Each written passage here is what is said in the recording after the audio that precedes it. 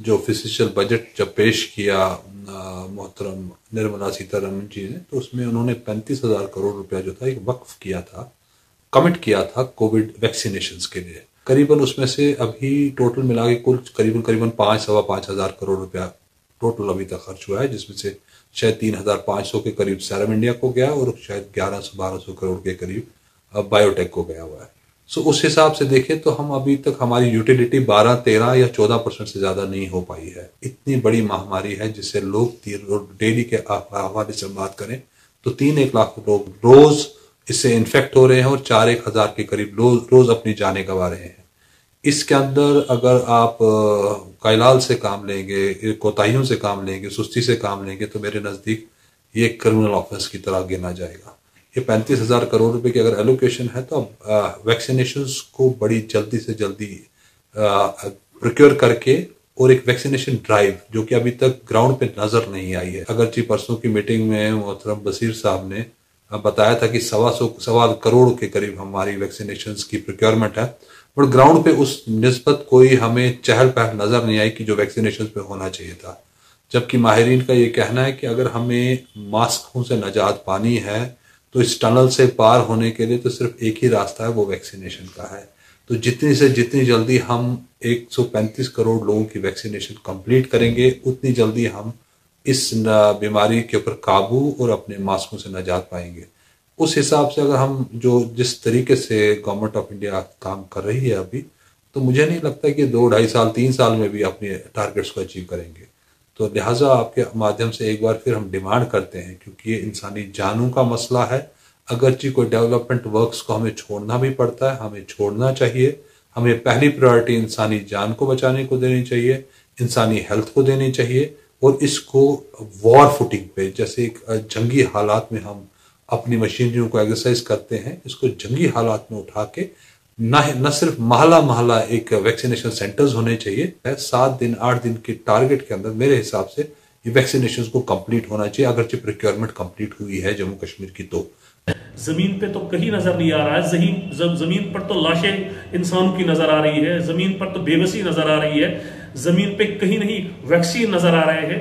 जमीन पर आप देखिए हॉस्पिटल में जगह नहीं है, हॉस्पिटल में लोगों को बेड नहीं मिल रहा है, ऑक्सीजन नहीं मिल रहा है। जमीन पे तो यही हम देख रहे हैं। अगर वो पैसा है तो कहां है, तो वो किन के जेबों में जा रहा है? क्यों नहीं इन चीजों पे जो है अकाउंटेबिलिटी कमीशन क्यों नहीं इन चीजों की तरह ध्यान दे रहा है? चेक एंड बैलेंस कहां पर है? गवर्नमेंट कहां है? तो यहां पर बजाय इसके कि पोलराइज अपने मुल्क को हम कर रहे हैं, हम बाकी चीजों में उलझे हैं। हमें जरूरत चाहिए कि इंसानियत को बचाना है, अपने मुल्क को बचाने के लिए हमें एक सीधी समत की तरह जाना चाहिए, हमें एक जामिया पॉलिसी आनी चाहिए, और उसके साथ साथ जो ये बजट की बात जो कागजों में ये कर रहे हैं, जरूरत है कि वो ग्राउंड पे नजर आए, ग्राउंड पे हमें वैक्सीन नजर आए, ग्राउंड पे हमें ऑक्सीजन नजर आए, ग्राउंड पे हमें चेक एंड बैलेंस नजर आए, एक अकाउंटेबिलिटी नजर आए। लोग जो है मराकिज की तरह जा रहे हैं कि हमें वैक्सीन मिलना चाहिए, वैक्सीन कहीं अवेलेबल नहीं है। यहाँ पर लोग किस तरह बेबसी की हालत में जिंदगी गुजार रहे हैं।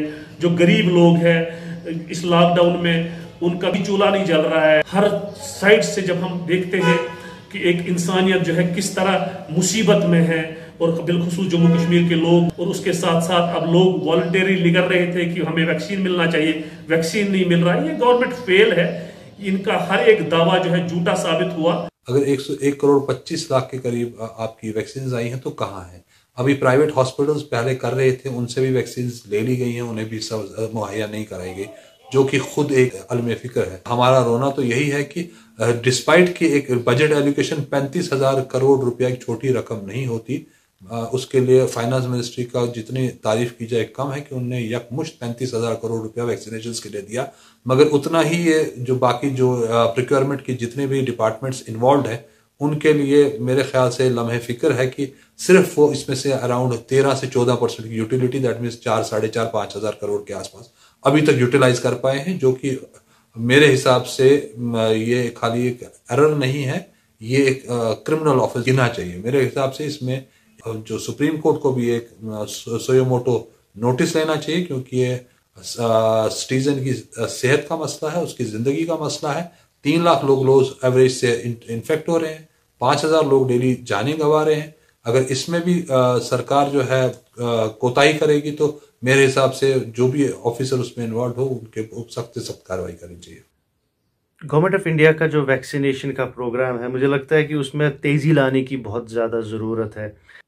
अभी जो वैक्सीनेशन चल रहा है J&K में मैं बात करूंगा, और जो बिलो 45 एज ग्रुप की बात करूंगा, तो सिर्फ अभी 2 डिस्ट्रिक्ट्स में चल रहा है। तो गवर्नमेंट ऑफ इंडिया क्या एलोकेशन कर रही है, लेकिन ज़मीनी सतह पे जो है जिस तरीके से वैक्सीन होना चाहिए था उस तरीके से नहीं हो रहा है। और दूसरी बात, ये जो कोविन ऐप जो इनने रखा हुआ है जहाँ पे पहले रजिस्ट्रेशन करना है, बहुत सारे एरिया से ये बातें सुनने में आ रही है, मुझे भी फ़ोन आ रहा है कि रजिस्ट्रेशन नहीं हो पा रही है।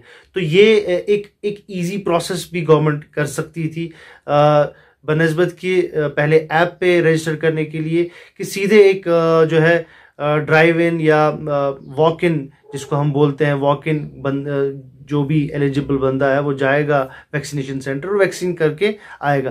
तो ये जो पहले ऐप पे जाना, मुझे लगता है इससे मुश्किलात ही हो रही हैं। वैक्सीन में बहुत तेज़ी लाने की ज़रूरत है, जो अफसोस से कहना पड़ रहा है बिल्कुल भी सामने नज़र नहीं आ रही है।